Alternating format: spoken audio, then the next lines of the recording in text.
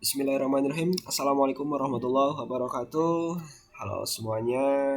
Jadi langsung aja di sini aku akan coba mencari boundary condition yang terjadi pada multi-part tong sampah yang ini dan juga single part tong sampah atau paku kelingnya yang terjadi pembebanan pada multi-part yang tadi gitu. Kita mencoba untuk yang terjadi tegangan minimal dan maksimalnya itu berapa di multi part dan di single part.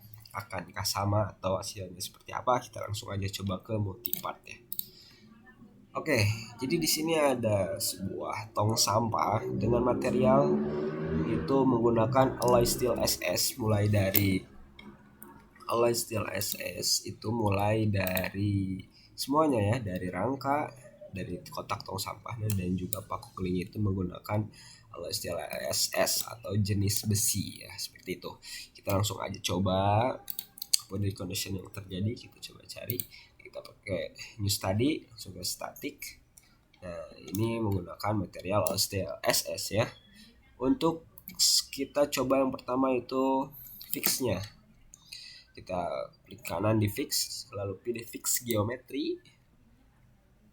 Fix geometrinya sendiri kita untuk yang multipart ini ada di bagian bawah, keempat bagian bawah. Oke, sebentar, takutnya kurang service. Oke, bagian permukaannya ya. Nah, ini bagian permukaannya dan juga pada bagian paku keling sebelah sininya, karena kita membebanannya coba yang terjadi pada paku kelingnya gitu.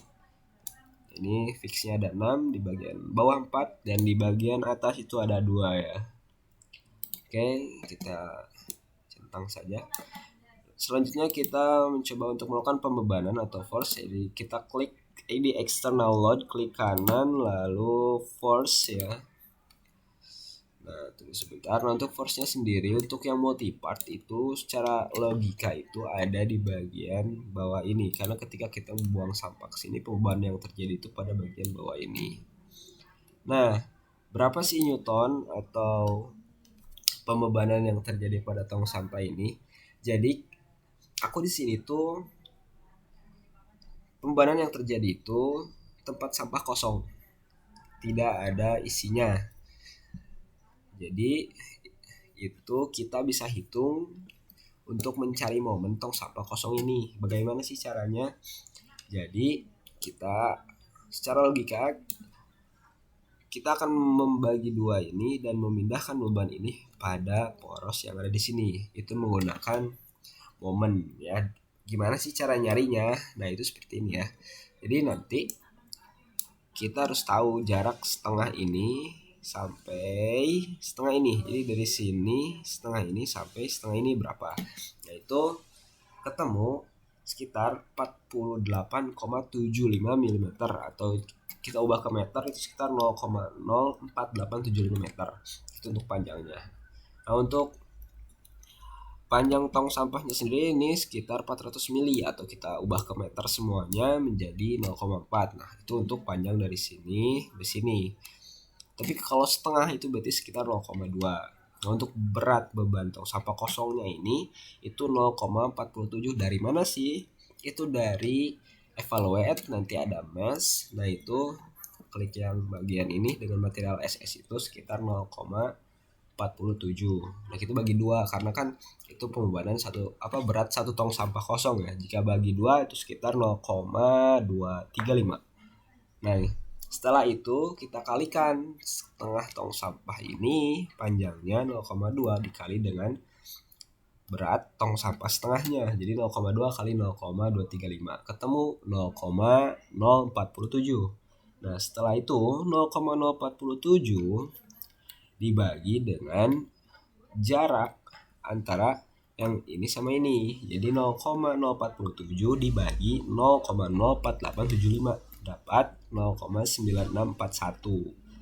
Nah, selanjutnya 0,9641 ditambah setengah pembebanannya 0,235. Jadi dapatkan force itu sekitar 1,991. Jadi kita bisa bulatkan sekitar 1,2 Newton. Itu hasil akhirnya. Jadi itu adalah fisika dasar ya mungkin ya, bagaimana cara mencari momen gitu. Dan akhirnya kita mendapatkan pembebanan itu 1,2 Newton. Nah, ini kita masukkan di sini 1,2 Newton. Pada bagian bawah ini ya. Setelah ini kita centang, lalu kita mesh. Klik kanan di mesh, nanti ada create mesh.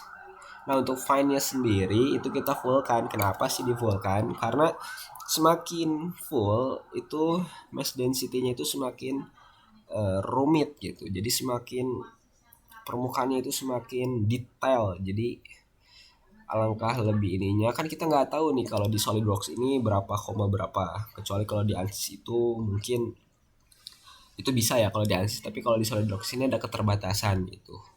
Jadi kita find kan langsung aja di full kan ya. Oke, lalu centang, kita tunggu beberapa detik saja.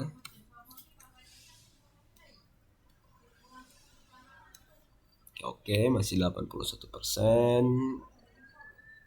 Jadi ini mesh itu akan lama ketika partnya itu sulit dan juga banyak, jadi akan memakan waktu yang cukup panjang ya. Oke, kita tunggu sebentar ya, agak lag ya. Nah, setelah di mesh itu akan seperti ini. Lalu kita run this tadi. Nah, ini loading juga. Kita mencari hasil akhirnya ya.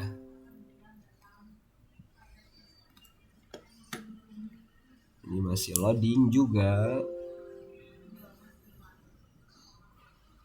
Masih loading ya. Oke, kita tunggu teman-teman. Nah, ini untuk hasil akhirnya. Di mana sih pembebanan tegangan yang terjadi paling tinggi? Itu ada di bagian ini. Bisa dilihat ya. Ini merah banget gitu. Jadi untuk tegangan. Jadi tegangan maksimalnya itu ada 6,238 kali 10 pangkat 5. Dan minimalnya itu ada 3,292 kali 10 pangkat min 3 ya. Ini untuk multipart sendiri gitu ya. Ini untuk tegangan. Kalau displacementnya itu bisa lihat ya, ada di sini displacementnya dan juga strainnya itu kita klik kanan langsung show aja. Gitu. Ada di bagian ini juga sama, ini merah ya. Ya, ini untuk yang multipart. Oke, kita kembali lagi ke tegangannya. Nah, ini didapatkan 6,238 kali 10 pangkat 5. Ini untuk yang multipart. Kita coba yang single part. Jadi ketika pembandingan ini yang terjadi itu harus sama. Kalaupun tidak sama, bedanya itu 0, berapa gitu. Itu sudah akurat banget gitu. Nah, ini untuk yang single part. Secara logika, kenapa sih aku bagi-bagi kayak gini? Karena agak sulit ya untuk membagi bagian ini ke sini dan ke sini itu lumayan sulit. Jadi ketika aku buat menggunakan extrude langsung semua, ini tidak bisa dibagi-bagi seperti ini. Jadi ini secara logika, ini masuk yang ke bagian rangka, ini pembebanannya, dan yang ini itu masuk ke bagian tong sampah. Jadi secara logika seperti itu. Jadi kita coba aja use tadi juga statik yang terjadi. Nah, ini menggunakan oleh steel assist juga ya. Nah, ini fix geometrinya itu di bagian sini dan bagian sini. Kenapa sih bagian sini dan bagian sini? Karena yang ini tuh yang fix yang tadi ya di multipart, dan yang ini tuh yang masuk ke dalam rangka tong sampah. Jadi secara nggak langsung ini tuh akan diam gitu. Ini untuk bagian fixnya. Kemudian kita masuk external load. External loadnya sendiri itu pembebanan yang terjadi ya. Kita menghasilkan kan dari tadi perhitungan dari momen ya itu sekitar 1,2. Nah, itu bagaimana sih di bagian sini? Setelah itu kita select direction dan klik bagian ini. Nah, setelah ini ke bagian ke bawah, ini bagian ini ya. Ini kan ke ini ya, ke atas atau bawah ya, karena ini bisa kemana aja, ini biasanya ke atas. Kita reverse direction ke bawah dan perubahannya itu mendapat 1,2 ton. Oke, sama ya perubahannya sama. Jadi secara logika ini yang menyatu pada tong sampah. Setelah itu kita mesh juga sama ya. Nah, untuk file-nya kita fullkan. Oke, ditunggu saja. Nah, ini setelah dimas kita langsung run saja ya. Tunggu beberapa detik saja untuk yang single part ini. Nah, mendapatkan hasil 6,551 kali 10 pangkat 6. Jadi yang tadi itu kan 6,2, yang ini 6,5. Jadi beda sekitar 0,3. Itu termasuk yang baik. Jadi benar itu. Yang benar dari awal multipart hingga single part. Untuk percobaan boundary condition itu dari mulai fix, pengubahan dan yang lain-lainnya itu benar. Jadi kalau misalnya hasil akhirnya antara single part dan multipart cukup jauh, itu patut dipertanyakan, mungkin ada yang salah dalam pengaplikasian boundary condition ini sendiri.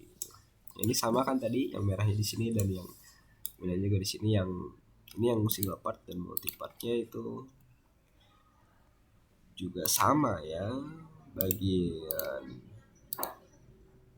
bagian sini juga kan.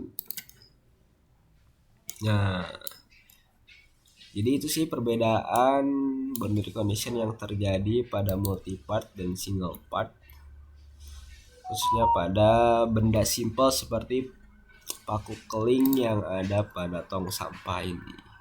Oke, mungkin cukup sekian bagaimana mencari boundary condition yang terjadi dan bagaimana mencari pengubahan yang terjadi. Itu seperti itu ya yang tadi saya jelaskan dari awal sampai akhir ini. Mungkin cukup sekian, mohon maaf apabila dalam penyampaian masih dalam banyak kekurangan karena saya sendiri masih dalam proses pembelajaran. Wabillahi taufiq wal hidayah. Wassalamualaikum warahmatullahi wabarakatuh.